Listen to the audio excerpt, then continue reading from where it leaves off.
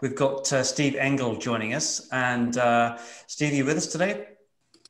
CohBar was founded on breakthrough mitochondrial science, which we think will be a source for novel therapeutics. Forward-looking statement supply, of course. So the opportunity here is we're the leader in developing a new class of therapeutics. And so these are mitochondria-based therapeutics, but different from what you just heard. We're talking about over 100 peptides that are found outside the cell, originally in the DNA of the mitochondria. And we're talking about 1,000 analogs. We're targeting a wide range of chronic and age-related diseases associated with mitochondrial dysfunction. We think that these molecules benefit from over 1 billion years of evolution and may generate entirely new approaches to diseases.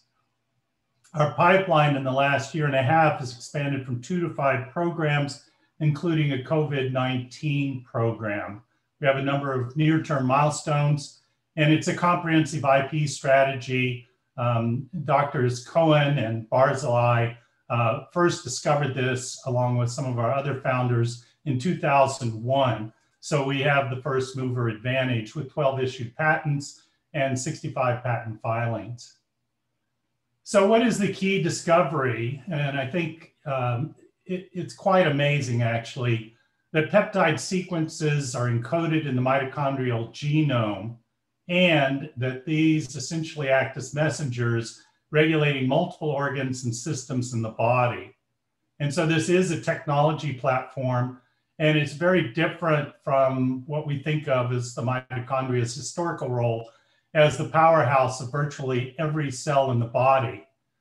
And so what we're talking about to date, we've discovered 100 peptides in the mitochondria DNA, and we find these active in other areas of the body. We have 1,000 analogs then that act as a picket fence around those. So it's just a very exciting discovery and something that's likely to be very transformative in this area, but very different from, say, our friends and colleagues at Stealth. We're not going in to quote unquote fix the mitochondria. Rather, we're taking advantage of these peptide sequences to generate and develop enhanced molecules that will be able to be used as drugs to affect different diseases. And so the diseases we're targeting are those associated with mitochondrial dysfunction. We've spoken a lot about that at this conference. On the right-hand side picture, there are probably over $1 trillion or $500 billion of inpatient monies being spent. And because of that, we believe that these have potential in 5 of the 8 leading causes of death. And further, as you might guess, since this is attacking the underlying cause of these diseases, that it would be likely that solving one may help with the others. And I talked about this idea that since the mitochondria DNA sequences for these peptides have been conserved over time, they're likely to have a very important purpose, as well as to be more safe because they're being put out by the mitochondria. In addition to which, you can see on the right here in our 5 programs some of the different mechanisms of action. And here the point mainly is that this is a very interesting situation where we may come up with entirely new approaches to these diseases. So imagine what we're doing is basically there are 100 keys up on the wall and we're pulling them down one at a time to see what lock they unlock. And we go through a series of steps of expressing that peptide sequence, then moving to actually generating alternative molecules with enhanced characteristics. And those get tested both in vitro and in vivo models before we step in to human testing. This is our pipeline. On the left-hand side, you can see some of the programs. To the right of that are the potential indications. Each one of these represents a different family of molecules. So this is a true portfolio. You get multiple shots on goal from it potentially, as well as if one program slows down, the rest can move forward. These are some of the near-term milestones. We're expecting additional results in our apelin agonist program in the COVID-19 ARDS area, as well as in our antifibrotic peptides for idiopathic pulmonary fibrosis. And you can see that we're expecting to select our second clinical candidate by the end of the year. And early next year, we expect to have results out of our testing of CB4211 in a phase 1b study in NASH and obesity. I've talked the IP strategy, again, very comprehensive, and this is a platform with quite a few peptides already discovered.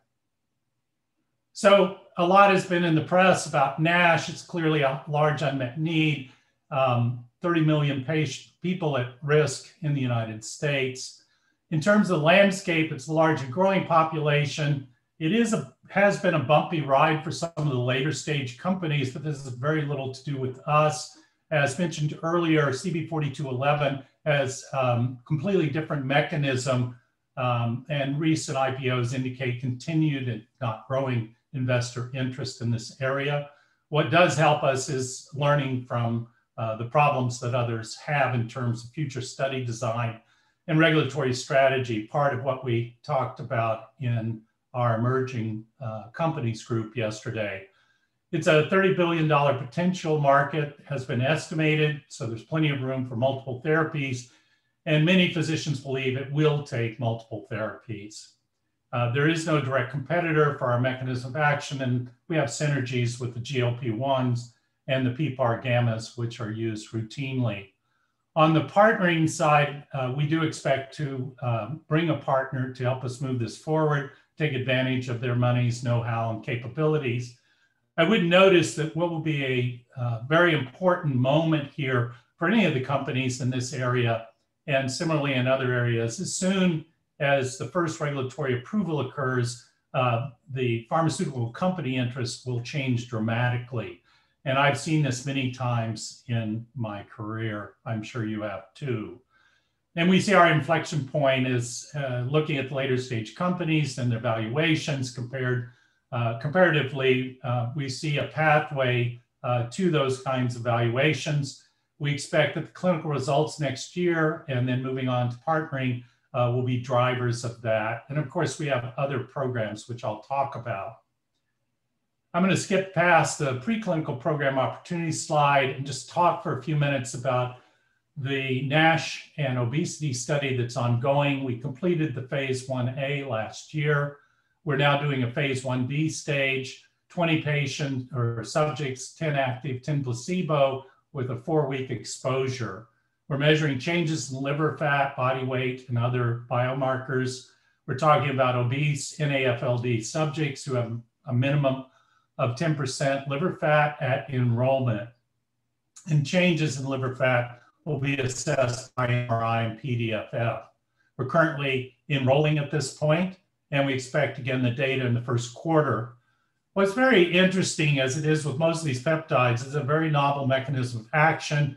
It enhances the insulin effects on fat cells, leading to a reduction in liver fat. One of the things about this we think is very interesting is it could work at any stage that a NASH patient happens to be in, and could eventually be a preventative for patients as well. The synergistic effects I'll give you an idea of in just a moment. This is CB4211 in preclinical animal models. What you can see on the left-hand side is the NAS scores in the SDAM mice model. And what you can see is the vehicle in black versus 2 of our molecules. One is 4211. And you can see a significant change there. Also, a reduction in body weight in the DIO mouse model at day 21. Again, both molecules performing well against vehicle. And then on the right-hand side, improved or reduced liver fat in the DIO mouse model compared to liraglutide. And you can also see the effect in the histopathology slide. In this slide, we're talking about the combination of our compound with the GLP-1 agonist in a NASH model. And on the left-hand side, what you can see is a change in body weight at day 21. And in black is the vehicle, in the middle in red is liraglutide, and to the right of that is a combination of our compound plus liraglutide. Again, a very statistically significant improvement showing the synergy, also indicating this is not the same mechanism, of course. And in the middle is the change in the fat mass at day 21. Again, the combination works better than liraglutide by itself. And finally, on the right-hand side, you can see the improvements by the reduction in the liver fat deposits at day 21 and comparing liraglutide to the combination of the two drugs. So we're very excited about these results. The trial's ongoing. We expect these results coming out in the first quarter. So this will be the first results with a mitochondrial derived peptide that becomes a mitochondrial-based therapeutic. So we're pretty excited. Talking forward about a couple of the other programs, just to give you the breadth of what we're finding. This is the demonstrated efficacy for treatment of COVID-19 ARDS in the preliminary studies. We had done work in metabolic models using agonists of apelin that we had developed. And when we began to look around as COVID came on, we realized that these were likely to have positive effects in the ARDS disease. What you can see on the right is an indicator of in how many different directions this activation of the apelin receptor affects the COVID situation, whether it's a cytokine storm, the fluid accumulation, or the vascular leakage. And what's very interesting about apelin is it's a homeostatic effect and pushing things towards basically a healthy mode. We took our molecule and we have tested it in an ARDS model. This is some of the data. Here you can see in the graph on the left-hand side, we're speaking about lung weight, so a reduction is better. And you're looking at 4 hours and 24 hours. And what you can see is the comparison of vehicle plus LPS, which is the agent that causes the problems. And then to the right of that, you can see apelin 13. And to the right of that, in 2 shades of green, you can see one of our compounds at 2 different dose levels. This is the first time this experiment was run and the first time the drug was used. So bear with us, it's not optimized. And what you can see here, though, is clearly we're having a positive effect. It's excellent work, Steve. Steve, we're slightly out of time now. I wonder if you could maybe just wrap up for us, if that's okay. Sure, of course. So without saying more, we have results now in a preclinical model of antifibrotic, which you can see in some of the slides.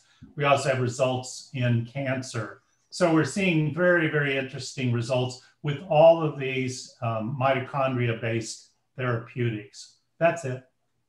That's wonderful, Steve. One question from Claude Lardinois. Says, I'm curious, are you going to look at haptoglobin genotypes? Haptoglobin 1.1 seems to have some protection from NASH. 2.2 has a worse prognosis. Any comment on that? Yeah, so those are the kinds of things that we're looking at, as well as other genetic effects. So yes, you can imagine the kinds of things we're thinking about. Wonderful. Well, Steve, very best of luck with your business, and looks like some great work. So thanks for your time today. Absolutely. Thank you.